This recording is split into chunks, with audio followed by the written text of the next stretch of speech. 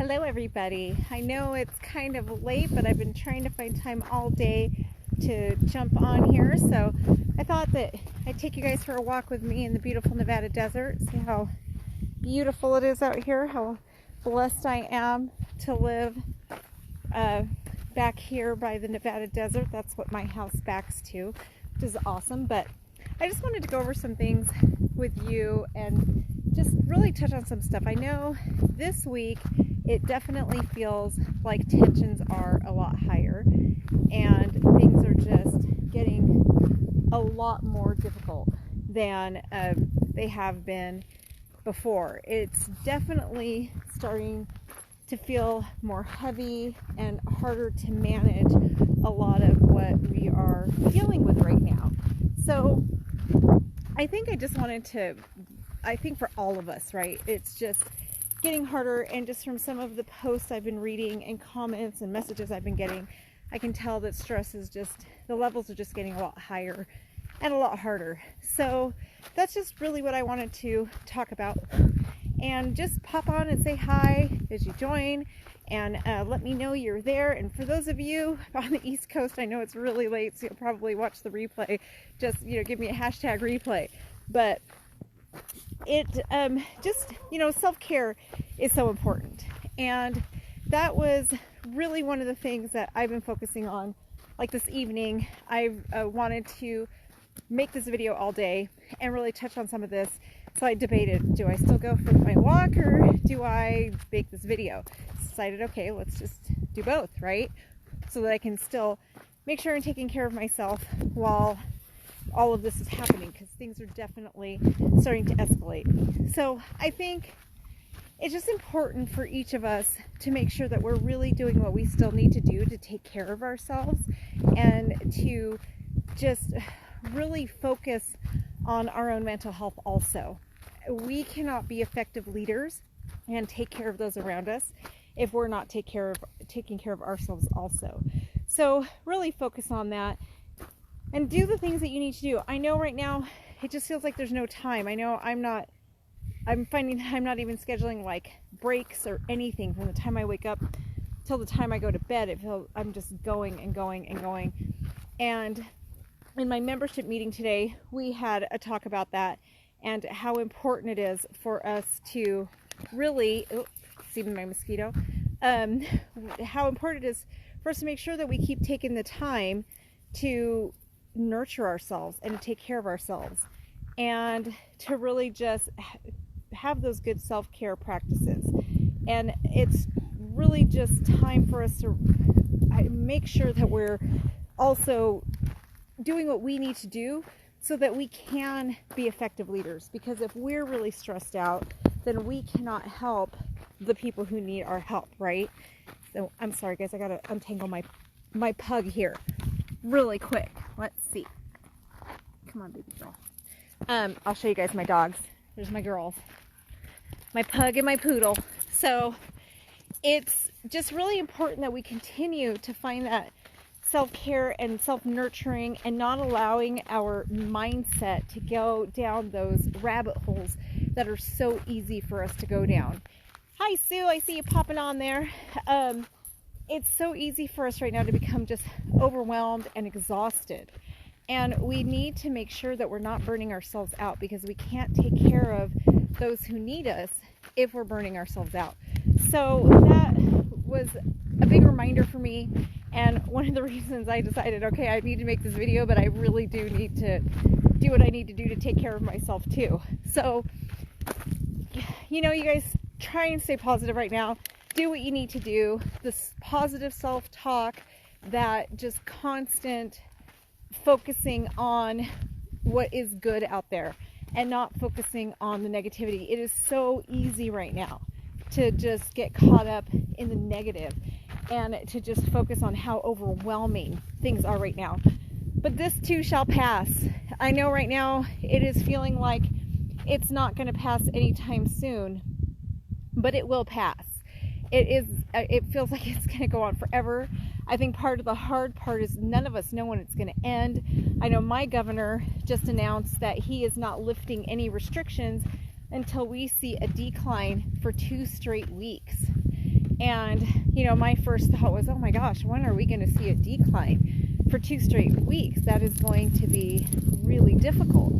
So that was just for me like this moment of, oh, I thought this was going to be over soon. I can't believe this is still happening. But I don't know. I mean, it is what it is. We have to, you know, we got to make lemonade with lemons, right?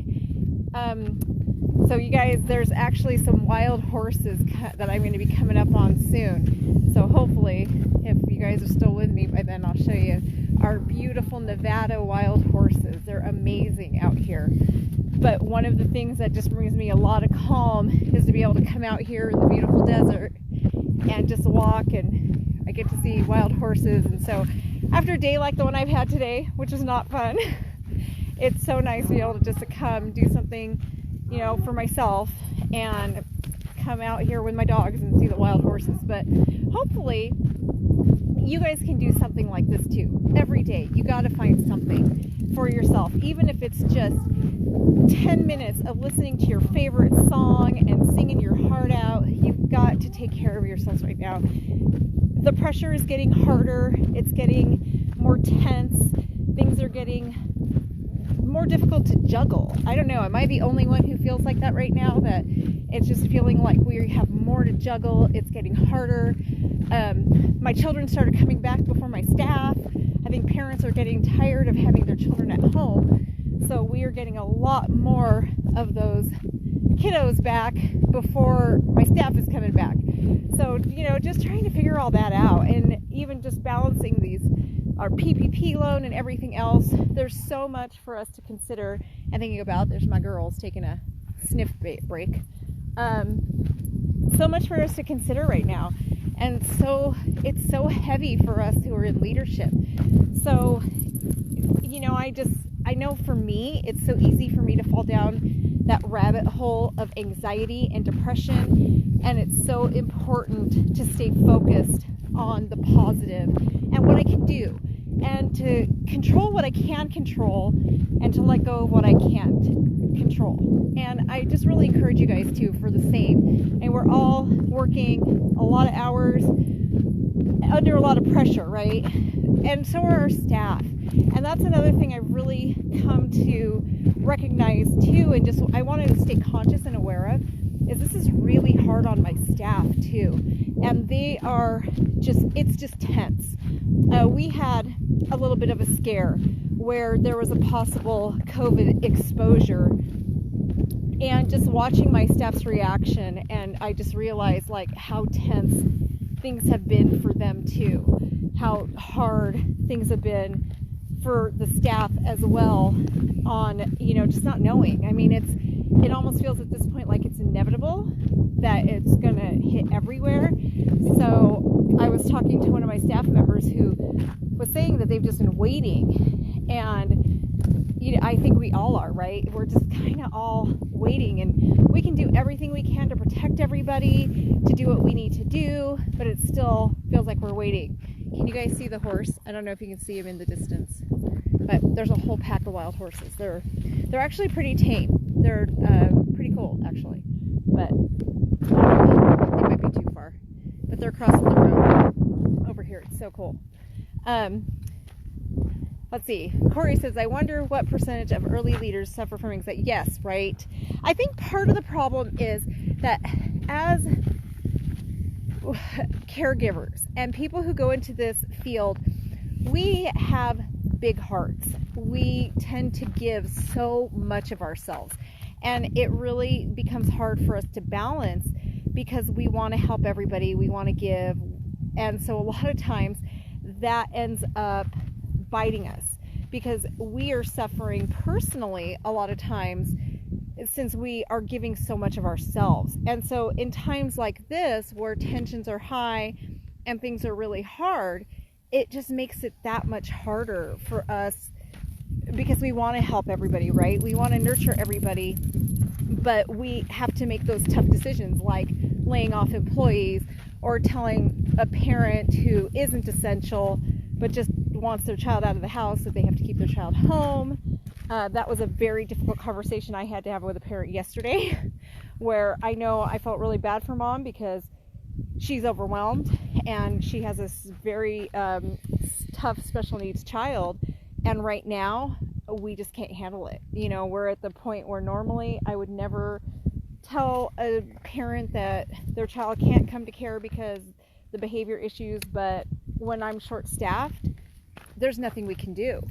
So for the first time in my career, I had to tell a parent yesterday that I had to ask her to keep her child home because we could not handle a behavior issue. And in the 20 plus years I've been doing that, I've never had to do that. So it was really hard. It was a very tough conversation. The mom was wonderful about it. She really was, but it's just something I never thought I'd have to do. And I think a lot of us are in that position right now where we're getting stuck doing a lot of things that we never thought we would have to do. And we're being put in positions that we never imagined ourselves in. And that is just causing us a lot of anxiety and stress. And I'm sure a lot of sleepless nights. I think there's a lot of us who are losing sleep right now because we just don't know what's going to happen. We don't know how to handle the situation. For those of you who are getting ready to come back, that's totally new, right? I actually just put together a comeback plan and to help owners who are getting ready to reopen their center, and also like me, who my numbers are increasing and we're expecting to be back at full capacity. So I just put together a plan for that, and it was almost like when I first started, I felt like it was almost like when I opened up one of my centers for the first time, right? It was just surreal. And I've got to pause, guys, because I'm getting closer to the horses and my dogs are getting a little too excited. So I don't want them to spook the horses. That's the last thing I need is to spook a pack of wild horses. But let's see if I'm close enough for you guys. I don't know. Oh, they just look like little specks, huh? But yeah, one of the best things about living here, we're in northern Nevada in the deserty areas, we get wild horses. It's just amazing. So gotta watch my dog. So it's just so much right now, and it's almost like we're starting over again. For my members, I was talking tonight about how every time I go in to do my normal membership meeting, I've written out this curriculum and everything, and every week I have to look it over and I have to redo it because everything I originally wrote, it's like we have to change everything.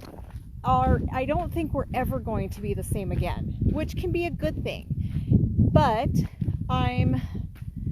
I don't know. I think it's going to be a good thing, but at the same time, a lot of what we've done in the past, we have to redo. We have to reinvent it. We have to just, we're rewriting the wheel. And so hopefully through all this, we will rewrite things in a way that really serves us and that's really useful for us. Let's see. Oh, you guys can see them now, can't you? You can see my girls there. They're very excited to see the wild horses. That's normal. Those guys will come right up to my back gate there. Yeah, so Sue says losing a lot of sleep, 3 hours ahead of you, still up.